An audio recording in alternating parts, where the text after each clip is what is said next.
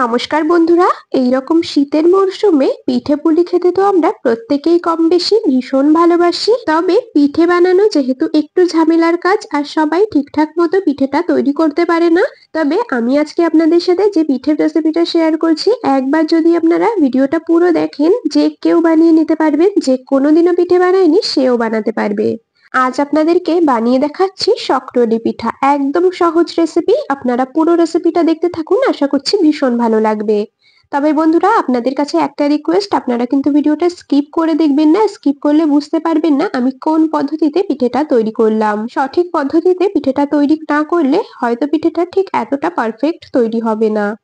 তো যাই হোক, পিঠেগুলো তৈরি করার জন্য সবার প্রথমে এখানে আমি নিয়ে নিয়েছি আতপ চাল। এখানে আমি কামিনী ভোগ আতপ চাল নিয়েছি একটা বাটি মেপে 1 বাটি। এই বাটি মেপেই কিন্তু আমি বাকি সমস্ত উপকরণগুলো দেব। ছোট একটা বাটি মেপে 1 বাটি আমি কামিনী ভোগ আতপ চাল নিয়েছি। আপনারা যে কোনো আতপ চাল নিতে পারেন। তবে কামিনী ভোগ আতপ চালে যেহেতু সুন্দর একটা গন্ধ রয়েছে, সেজন্য আমি এই চালটাই ব্যবহার করলাম। যে ছোট বাটিটা মেপে নিয়েছি ওই বাটি মেপেই কিন্তু আর বাকি সমস্ত উপকরণগুলো অ্যাড করব। চালগুলো পরিষ্কার করে ধুয়ে নিয়ে উষ্ণ গরম জলে মোটামুটি আমি ওই 1 থেকে 1.5 ঘন্টার মতো চাল ভিজতে দেব। চালগুলো ভেজানো হতে থাকুক, এ সময় আমি বাকি কিছু কাজ কমপ্লিট করে নিই। এদিকে দেখুন, ওভেনে একটা পাত্র বসিয়ে দিয়েছি, তার মধ্যে কাপ মেপে 2 কাপ দিয়ে দিচ্ছি জল। যে বাটিটা মেপে সমস্ত উপকরণগুলো অ্যাড করব সেই বাটির ওই মোটামুটি 2 বাটির মতো এখানে আমি জল নিয়েছি। জলটা খুব ভালো করে গরম করে নিয়েছি। এখন ওই একই বাটি মেপে 1 বাটি দিয়ে দিচ্ছি চিনি। যেই রকম আপনারা মিষ্টি খাবেন সেই হিসাবে কিন্তু চিনিটা অ্যাড করবেন। এখানে আমি 1 বাটি নিয়েছি চিনি, চিনিটা জলের মধ্যে দিয়ে দিলাম। চিনি পুরোপুরি গলে যাওয়া পর্যন্ত খুব ভালো করে মিশিয়ে নেব। আর এইরকম ভাবে একটু জাল করে নিতে হবে। গ্যাসের ফ্লেমটাকে এখন মিডিয়ামে রেখেছি। এইভাবে মোটামুটি 5 থেকে 6 মিনিটের মতো মিডিয়াম ফ্লেমে জাল করে নেব চিনির জলটা। বন্ধুরা, আমি কাজটা করতে থাকি আর আপনারা কিন্তু অবশ্যই আমাকে এই সময়টা কমেন্টসে জানিয়ে যাবেন আপনারা কে কোন জায়গা থেকে আমার আজকের এই রেসিপিটা দেখছেন, তবেই না আপনাদের কমেন্টসে ধন্যবাদ জানাতে পারবো। এদিকে চিনির জলটাকে আমি ওই 5-6 মিনিটের মতো মিডিয়াম টু লো ফ্লেমে জাল করে নিয়েছি। এই চিনির জলটাকে কিন্তু খুব বেশি ঘন করা যাবে না, একদম পাতলা থাকা অবস্থাতেই নামিয়ে নিতে হবে। দেখতেই পাচ্ছেন একদম পাতলা রয়েছে, তবে চিনিগুলো পুরোপুরি সুন্দরভাবে গলে গেছে। চিনির জলটা সাইডে সরিয়ে রেখে দিলাম। এখন যে চালগুলো আগে থেকে ভিজিয়ে রেখেছিলাম, আমি ওই মোটামুটি 1.5 ঘন্টার মতো ভিজিয়ে রেখেছি। যেহেতু উষ্ণ গরম জলে ভিজিয়েছিলাম, খুব তাড়াতাড়ি কিন্তু চালগুলো সুন্দরভাবে ভিজে গেছে। চালের যা এক্সট্রা জল ছিল পুরোটাই ঝরিয়ে নিয়েছি আর এখন চালগুলো নিয়ে নিচ্ছি একটা মিক্সির জারের মধ্যে। খুব ভালো মিহি একটা পেস্ট বানিয়ে নিতে হবে। আর এর মধ্যে আমি সামান্য একটু যে চিনির রসটা তৈরি করে রেখেছি, মানে চিনির জাল দেওয়া যে জলটা তৈরি করে রেখেছিলাম, তার থেকে কিছুটা জল দিয়ে দিলাম। নরমাল জলটা দিচ্ছি না, চিনির ওই জলটাই কিছুটা আমি এর মধ্যে দিয়েছি। একদম মিহি একটা পেস্ট বানিয়ে নিতে হবে, চালের কোনো দানা যেন এর মধ্যে না থেকে যায়। তো দেখুন, মিক্সিতে দিয়ে একদম মিহি করে কিন্তু পেস্ট বানিয়ে নিয়েছি। দেখুন, একদম ক্রিমের মতো একটা মিশ্রণ তৈরি করে নিতে হবে। আপনারা কিন্তু এইরকম ভাবে চাল বেটে নেওয়ার পরিবর্তে শুকনো চালের গুঁড়ো ব্যবহার করতে পারেন। তবে আমার মনে হয় চালটা বাড়িতে এইভাবে বেটে নিলে পিঠেগুলো কিন্তু বেশি সুন্দর হয়, একদম সফট তৈরি হয়। তো যাই হোক, এখানে চাল বাটাটা আমাদের একদম রেডি হয়ে গেছে। এখন এই বেটে নেওয়া চালের পাত্রটাকে সাইডে সরিয়ে রাখবো। এখন আমাদের যেটা লাগবে সেটা হলো ময়দা। ওই একই বাটি মেপে 1 বাটি নিয়েছি ময়দা। যে বাটি মেপে চাল নিয়েছি, চিনি নিয়েছি, ঠিক সেই বাটি মেপেই 1 বাটি নিয়ে নিয়েছি ময়দা। ময়দাগুলো খুব ভালো করে একটু চেলে নেব। একটা বড় পাত্র নিয়েছি, তার মধ্যে চাল নিতে খুব ভালো করে ময়দা চেলে নেব, যেন ময়দার কোনো বড় দলা এর মধ্যে না থেকে যায়। বন্ধুরা, আপনারা আগে কারা কারা এই শক্রলি পিঠা বাড়িতে বানিয়ে খেয়েছেন অবশ্যই কিন্তু আমাকে কমেন্টসে জানিয়ে যাবেন। আর যদি কখনো এইভাবে পিঠে না বানিয়ে থাকেন, একবার বানিয়ে খেয়ে দেখতে পারেন, খেতে দুর্দান্ত লাগে। তো এদিকে আমি ময়দাটা খুব ভালো করে চেলে নিয়েছি একটা পাত্রে, আর তার মধ্যে 1/2 চামচের মতো দিয়ে দিলাম লবণ। টেস্টের জন্য 1/2 চামচের মতো লবণ দিয়েছি। খুব ভালো করে ময়দার সাথে মিশিয়ে নিচ্ছি একটা চামচের সাহায্যে। সামান্য লবণ দিয়ে ময়দার সাথে খুব ভালো করে মিশিয়ে নিয়েছি। এখন এর মধ্যে বেটে রাখা চালটাকে দিয়ে দেব। মানে চাল বাটাটা পুরোটাই এর মধ্যে দিয়ে দিতে হবে আর খুব ভালো করে মিশিয়ে নিতে হবে। চাল বাটাটাকে পাত্রের মধ্যে ঢেলে নিয়েছি আর এখন চামচের সাহায্যে হালকা করে একটু মিশিয়ে নেব।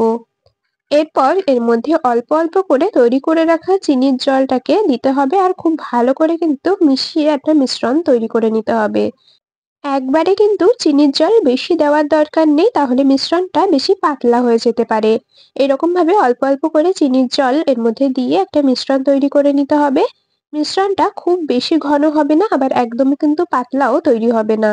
দেখুন আবারও আমি কিছুটা পরিমাণে চিনির জল দিয়ে দিলাম আর এইভাবেই কিন্তু মিশিয়ে নেব।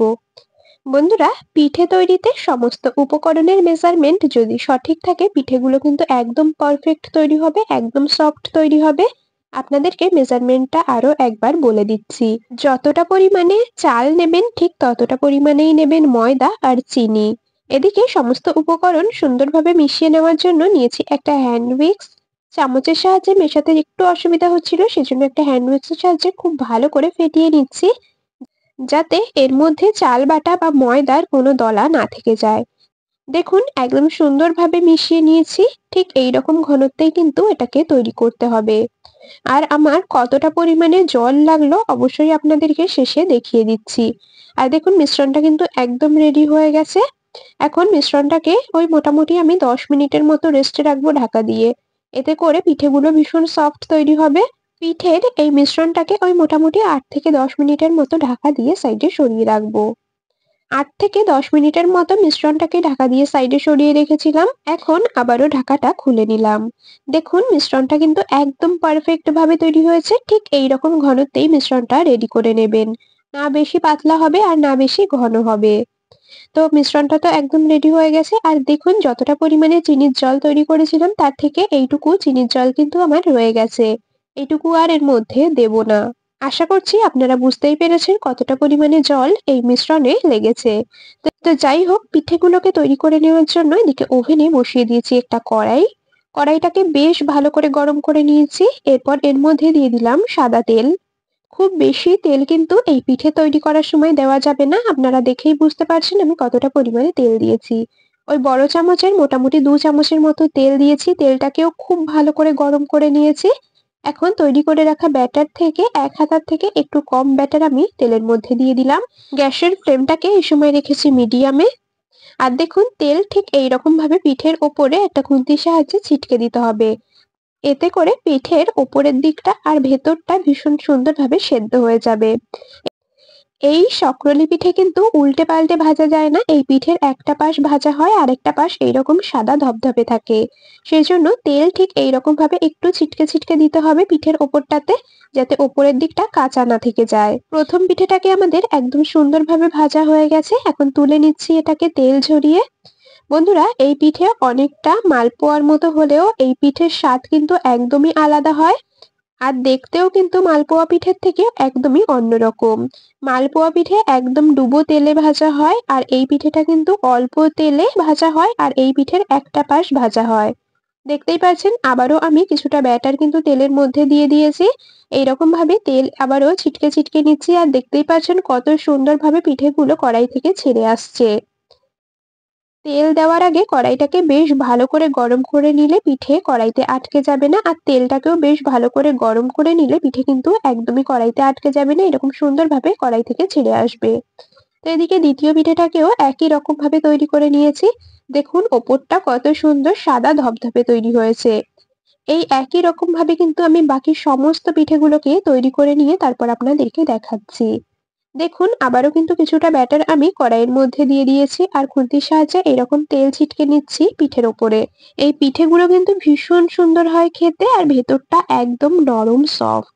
একবার এইভাবে সক্রলি পিঠে বাড়িতে অবশ্যই বানিয়ে খেয়ে দেখবেন আর খেতে কেমন হয়েছে কমেন্টসে আমাকে জানিয়ে যাবেন। আপনাদের সাথে কথা বলতে বলতে সমস্ত পিঠেগুলোকে আমি রেডি করে নিয়েছি। দেখুন দেখতে কতটা লোভনীয় লাগছে। যে কোনোদিনও পিঠে বানায়নি আগে, একবার এইভাবে বানিয়ে দেখতে পারেন, যে কেউ বানাতে পারবেন আর খেতে হয় দুর্দান্ত সুস্বাদু। দেখুন কতটা সফট তৈরি হয়েছে আর এই পিঠে কিন্তু সারাদিন থাকলেও এইরকমই নরম থাকবে। আর পিঠের ভেতরটা একদম জালিদার তৈরি হয়েছে, আপনাদেরকে একটু ছিঁড়ে দেখিয়ে দিচ্ছি।